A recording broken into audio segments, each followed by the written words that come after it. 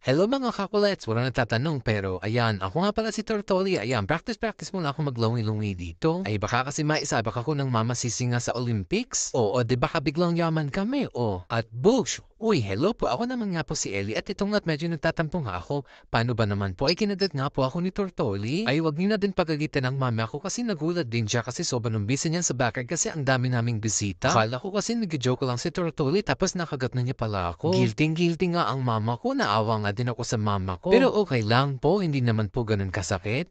Ayan po yung mark ko sa may gawing nguso ko nga po, o kita nyo o. Ay, wag po kayong mag-alala kasi okay po ako. Ay kita nyo, bigla na nga po ako nag-room nga din dito. At pagkatapos nga din po ng aking nap, ito nang hahabol naman nga ako ng mga paru-paro. Ang galing kasi nakakatuwa, o kita nyo o.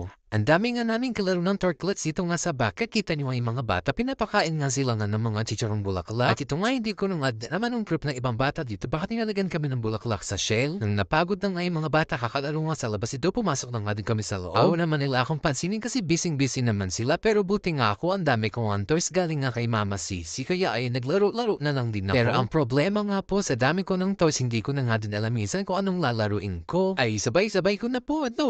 Ayan, sige po, kaya ko po ito. At syempre po, tuloy-tuloy pa din ang walking namin ni Mama. Dito nga kami na dog attack ni Mama pero dahil marami kaming kasama ngayon, ay malakas ang loob ng mama ko at dito nga kami dumaan. Nakita pa nga namin dito siguro pinsan nga ito ni Bonini kasi medyo maliit lang siya ay tumakbo.